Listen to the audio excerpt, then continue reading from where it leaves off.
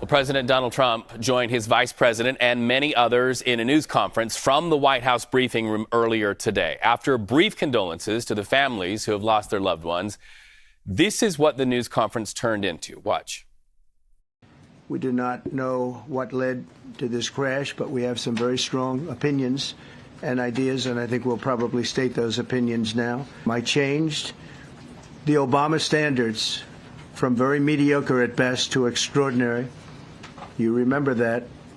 Only the highest aptitude, they have to be the highest intellect and psychologically superior people were allowed to qualify for air traffic controllers.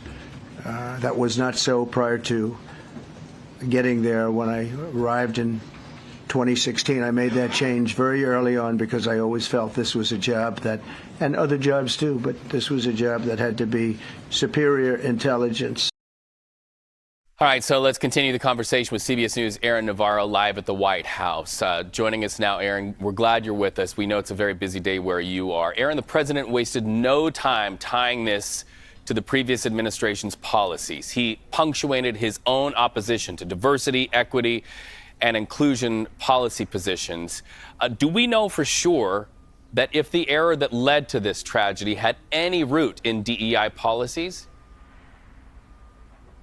Reed, the short answer is no. And President Trump was asked how he came to that conclusion later on in the press conference, and he said it's, quote, common sense. What President Trump was referring to earlier in the conference and a little bit in the answer you just played was the claim, and he mentioned this in the memo he signed last week, that the FAA during the Biden administration hired 3 individuals with, quote, serious infirmities that could impact their job. Throughout the press conference today, Trump talked a lot about FAA and air traffic controllers being of the highest standard and said he does not want the FAA to hire people with, quote, severe intellectual and psychiatric disabilities. Again, we have no proof or evidence that that had anything to do with the crash last night.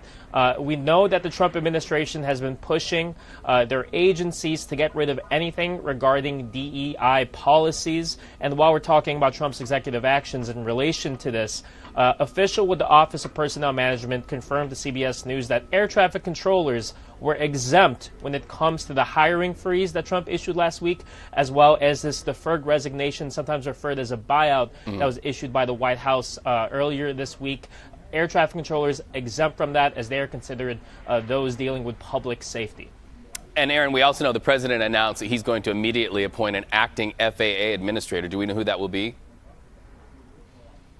It will be Christopher Rocheleau, who was appointed deputy administrator for the FAA about a week ago. He has lots of experience in the FAA, was a chief safety officer, had also been a chief operating officer at the National Business of Aviation Association. He had spent 10 years in the Air Force. Now, the post was left vacant after Michael Whitaker resigned on Trump's inauguration day. Whitaker had been confirmed without any objections in the Senate about a year and a half ago. We know that Whitaker had been criticized by Elon Musk, who we know has the close ear of President Trump, because Whitaker proposed fines to Musk's SpaceX company.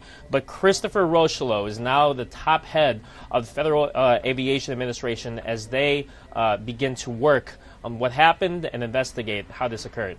Well, and from his own words, the president painted quite a dark cloud about the previous administration's stacking of our nation's transportation system. But did he have anything to say about whether Americans today who are about to get on a flight should feel confident to fly? He said Americans right now should not be afraid to fly. He said he is not hesitant to fly, and that it's been many years since something like this happened, and they don't expect it to ever happen again. He, like Duffy said earlier this morning, touted America as having the, quote, safest flying anywhere in the world. Aaron Navarro, live from the White House. Thank you so much for that conversation.